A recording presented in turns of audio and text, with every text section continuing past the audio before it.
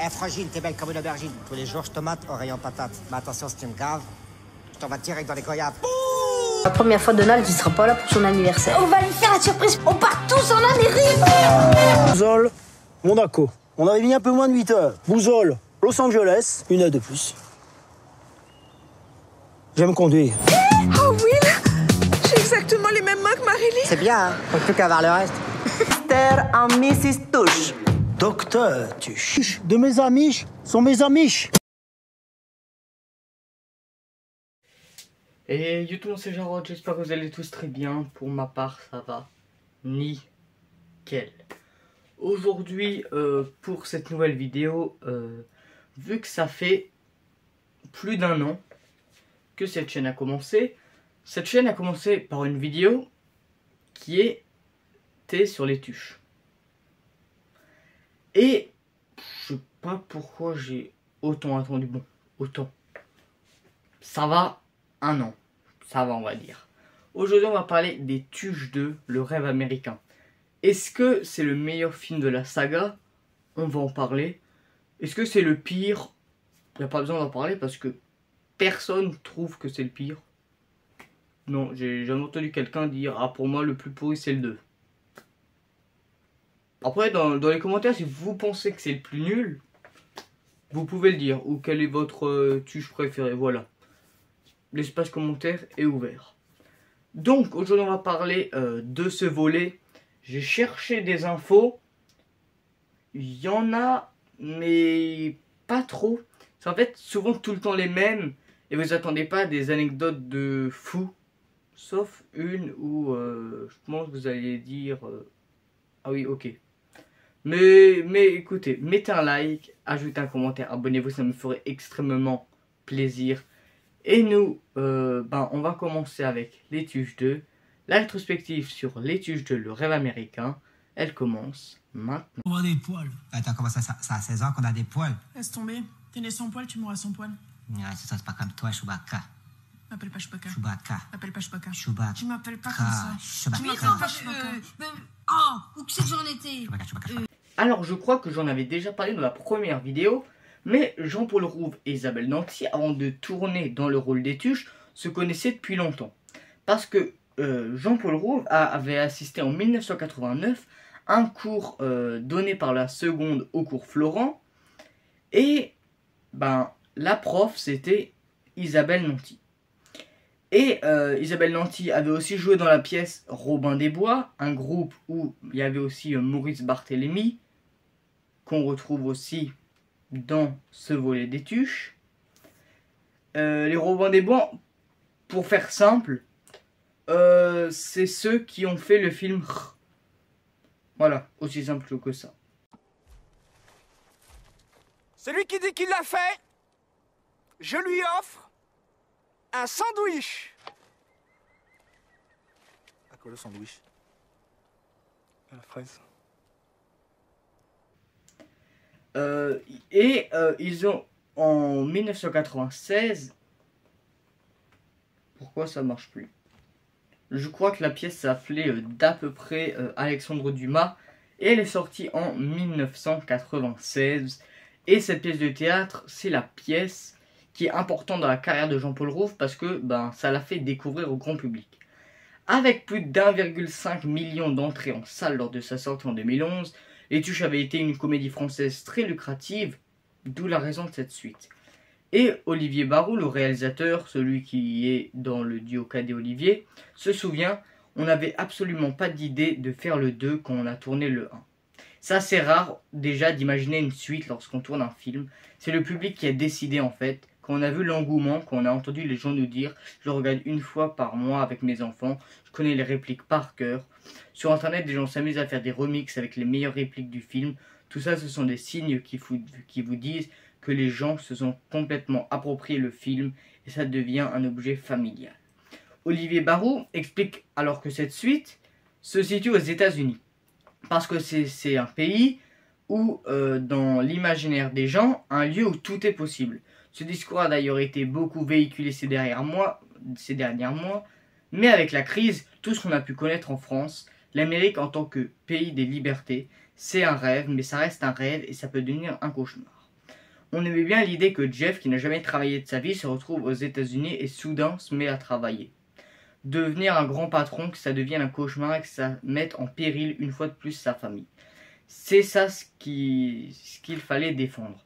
Ce n'est pas le risque de perdre de l'argent, il risque de tout perdre, que la famille explose, que les Tuches ne soient plus les Tuches. Il a aussi souligné Olivier Barou, on aimait l'idée que le rêve américain se transforme en cauchemar. Évidemment, ça reste un film léger, pas politique, mais c'est intéressant de confronter le personnage, qui est quand même un chômeur professionnel, à un pays dans lequel la valeur travail est très importante. Dans ce film, il y a 4 des 5 scénaristes du film, Michel Mechelen, Lionel Dutemple, Julien Hervé et Benjamin Morgan, qui ont un point commun. Ils ont tous travaillé dans l'émission culte de Canal+, Les Guignols de l'info. Cependant, tourner un film aux États-Unis n'a pas été, on va dire, une chose très facile. Et Olivier Barou en a fait les frais et a dû s'adapter avec son équipe. Il a dit, c'est loin d'être une récréation, techniquement parlant. Tout est très réglementé, hiérarchisé au plus haut point. Un technicien n'a pas le droit de discuter avec un acteur, et si on lui parle, il ne répond pas, contraint oblige. Et ça c'est aussi quelque chose que se souvient Jean-Paul Rouve de ce tournage. Le tournage a eu lieu aux États-Unis, à Los Angeles, Las Vegas et en Californie, dont l'équipe de tournage est en majorité américaine, contrairement au premier film. Une grande partie du film a également été tournée au Canada, dans les villes de Montréal et Mirabel, et en France, plusieurs scènes ont été tournées dans les studios de Provence Studio en Martigues, et la première ville décrivant le rêve américain en Californie, et en fait le centre-ville de Montréal, du pont Jacques-Cartier. Le California Superior Studies Institute et le campus Loyola de l'Université Concordia, et la famille Carrington habite en réalité dans la ville de Westmouth, limitrophe du centre-ville de Montréal.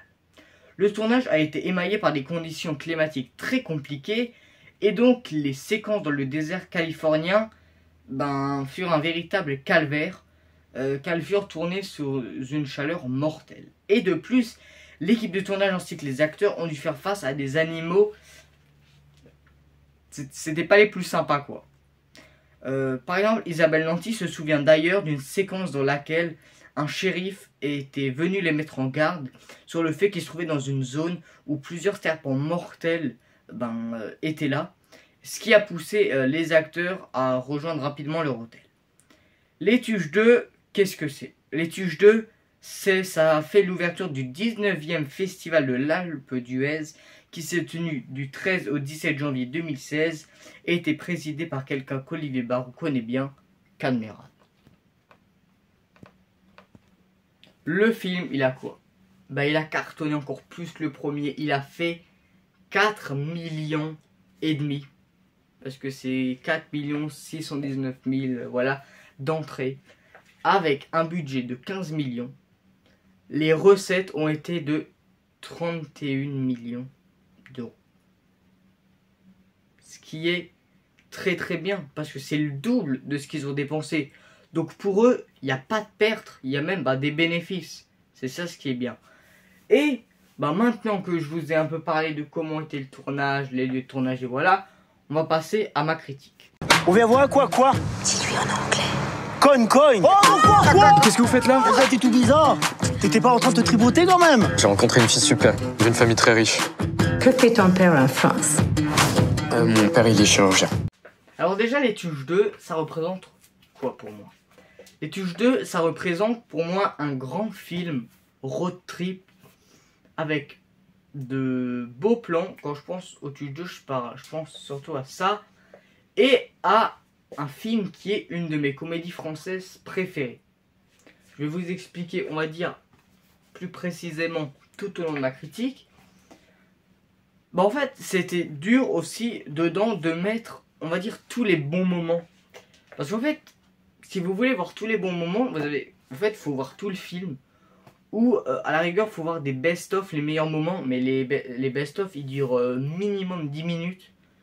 10, 15, 14 minutes. Parce que tous les moments sont bien. C'est un film où tu rigoles pas visuellement, mais tu rigoles avec les dialogues. Et moi je trouve que c'est assez rare que personnellement je rigole dans des dialogues.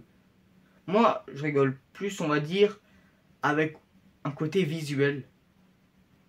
Par exemple comme les Américains font avec Hot Shot, où y a-t-il un flic pour sauver la reine.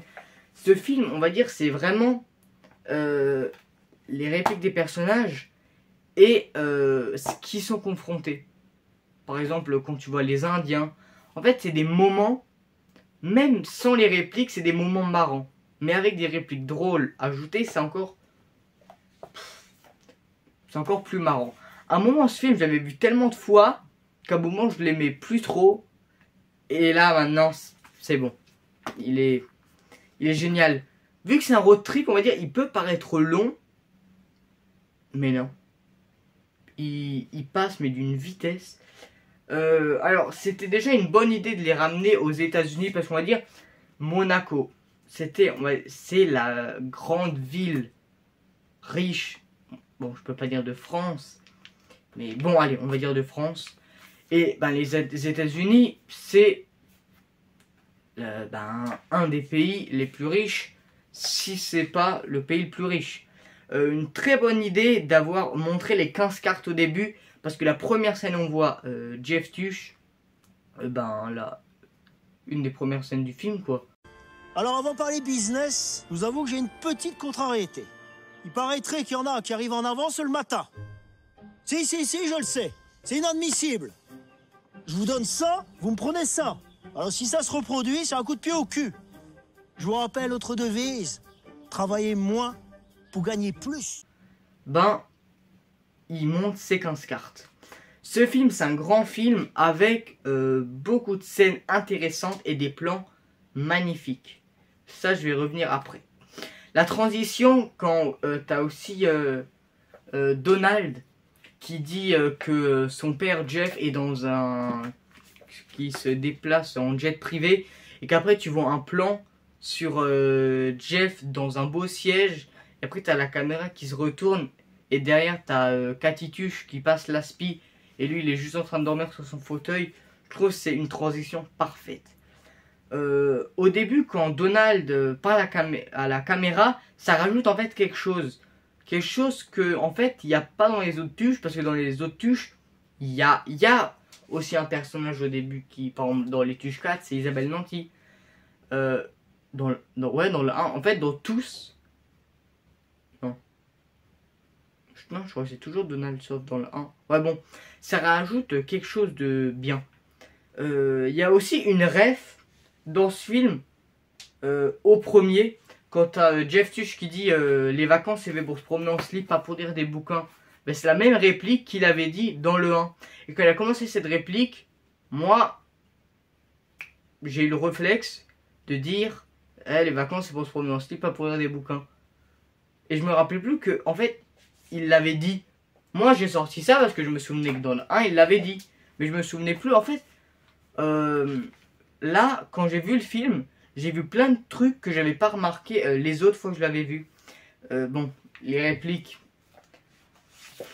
ils sont tous aussi bonnes les unes que les autres. Chewbacca. Ça se passe comme toi, Chewbacca. Les cartes GPS. Bouzol, Monaco. On avait mis un peu moins de 8 heures. Bouzol, Los Angeles, une heure de plus. J'aime conduire. Où il dit Bouzol, Monaco, on avait mis un peu moins de 8 heures. J'aime le veau. Dans 10 heures, monsieur.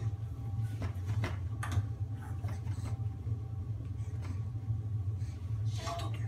Comment qu'elle a fait pour deviner la question? C'est mentaliste. Ah ben, ça y est, on est au-dessus de la mer. J'aime le veau, j'aime le veau, j'aime le veau. Parce que j'aime le veau. Thank you, bitch. Thank you, bitch. Thank you, bitch. Thank you, bitch. Thank you, bitch. Ça soit gelé, là. Your pants are fucking nice, asshole. Regarde pas. Ouais, il est chaud, celui-là. Bah, et en plus, j'ai l'impression que dans la scène de l'avion, il n'y a personne.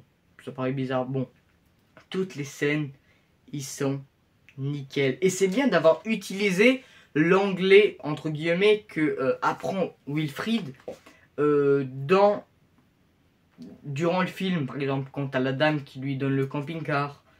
Et ça, c'est une très bonne idée, et c'est, on va dire, ce qui manque dans les autres. Je vais m'expliquer après. Le coup d'avoir... Oui.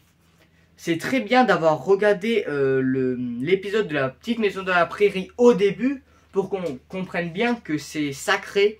Parce que s'il l'aurait juste dit, ok. Mais là, du fait qu'il te montre l'épisode avec le raton laveur, c'est une très bonne idée. Bon, la scène des cartes est géniale. C'est dans ta banane? Ah bien sûr, je garde un banane. Première chose que j'ai fait, je garde un banane, forcément. Et t'as regardé dans tes poches arrière? Oui, en poche arrière aussi. Dans ta poche revolver? C'est pareil, la poche revolver, la poche arrière, c'est la même, hein. On avait 15 cartes. Comment on a pu les perdre? Tu peux perdre une carte, pas 15.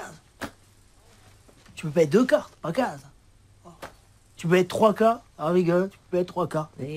pas 15. Oui, T'es d'accord avec moi? Oui. Tu peux payer 4 cartes, c'est vrai, c'est pas arrivé, tu payes 4 cartes, mais pas 15. T'es d'accord? Tu peux payer 5 cartes, pas arriver, tu payes 5 cartes, pas 15. Tu peux payer 6 cartes, tu peux les payer 6 cartes, mais pas 15, non. Tu peux payer 7 cartes, mais pas 15. Il va me faire les 15. Ah, tu peux payer 8 cartes, mais pas 15. Tu peux payer 9 cartes, mais pas 15. Ah oui, bien sûr, c'est ça, tu peux payer 10 cartes, mais pas 15. Tu peux mettre 13 cartes, pas 15, tu peux mettre 14 cartes, pas 15, tu peux mettre 15 cartes, pas 15. Ah bah si, tu peux en fait. Ou quand après, t'as le ballon de Wilfried à cause de la chaleur qui explose devant lui. C'est Wilfried qui lâche un cri, mais aigu. Je sais même pas si là je peux vous le montrer. Je sais pas même pas si on le trouve sur internet.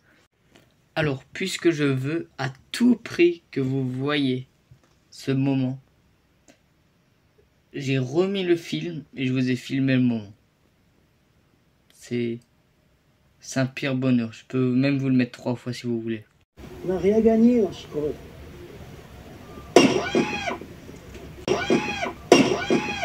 Il y a tellement de scènes où c'est tellement une bonne idée que les Indiens comprennent. Mamie Suze. Je sais pas, mais ce film, je l'ai vu tellement de fois que je connais les répliques par cœur. C'est, je pense, le seul... en fait, les tuches... Je sais pas, mais j'ai l'impression de connaître tellement bien les personnages que du 1 au 4, tu m'enlèves le son, je peux presque te faire tout le film. Même le 4, que on va dire j'ai pas vu souvent. Et pour moi, c'est le moins bon. Mais plus je le vois, plus je l'aime parce que, en fait, plus tu le regardes, plus tu te dis, mais en fait, les répliques, ils sont aussi bonnes que les autres. Ils sont aussi bonnes. Bon, les tuches 4, c'est pas le sujet d'aujourd'hui. Alors, il y a plein de choses. Par exemple, le coup du toit de la voiture. Cette scène, elle est géniale. Et le pire, c'est qu'au lieu de rester dans la voiture, on va dire, et de partir, ils restent en voulant trouver une solution. Alors ils disent, on ne sait pas s'il pleut, on ne sait pas s'il pleut pas, bon, on va le laisser comme ça. Au revoir. Allez, on y va là, non. Daga, je vais ouvrir pour les épater. Je vais les impressionner.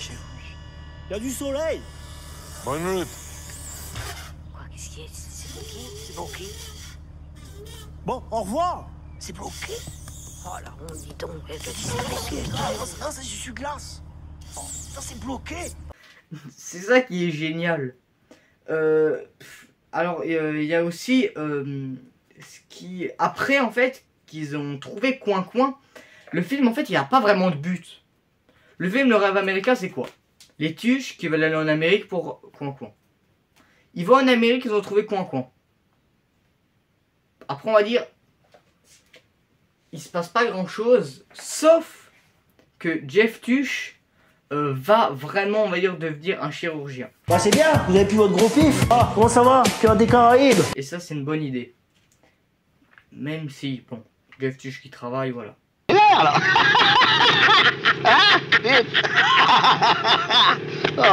Et il y a aussi, parce que là, il faut que j'en parle, quand il y a plein de trucs, quand je vous dis que plus je le regarde, plus en fait il y a des petits clins d'œil que en fait c'est un grand film parce que dans chaque réplique t'as une autre réplique coincée.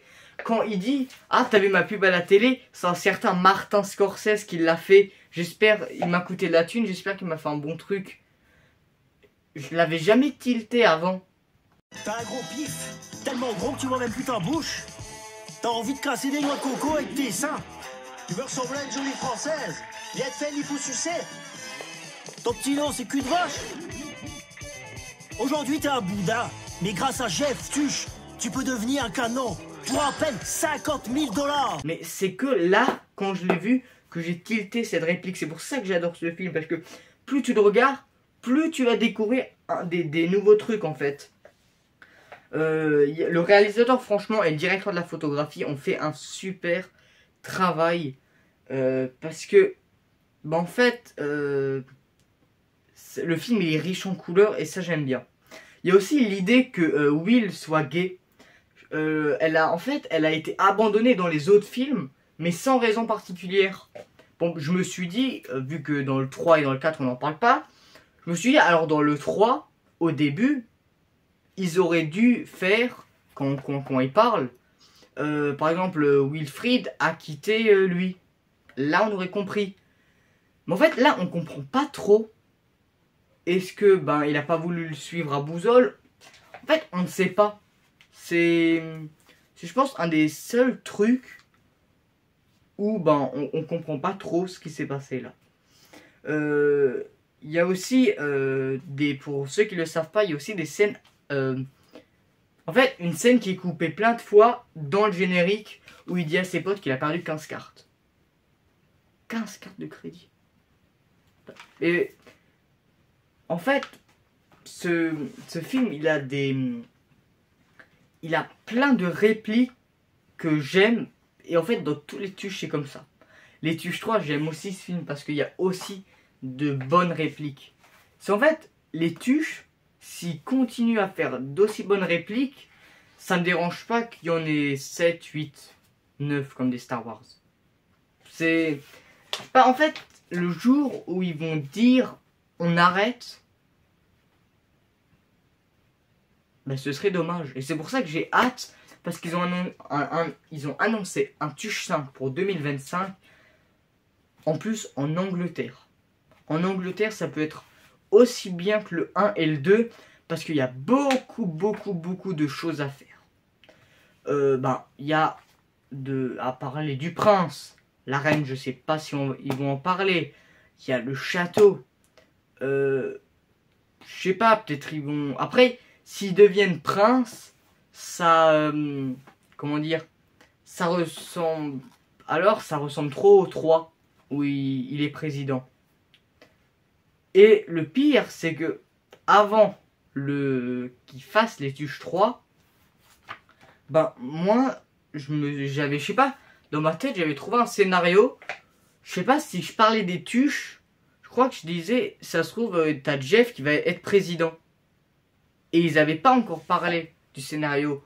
Donc, voilà.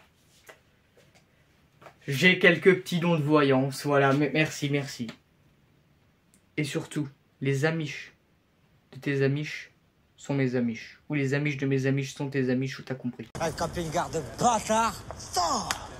Have a nice trip. Hey, thank you, bitch. Thank you, bitch.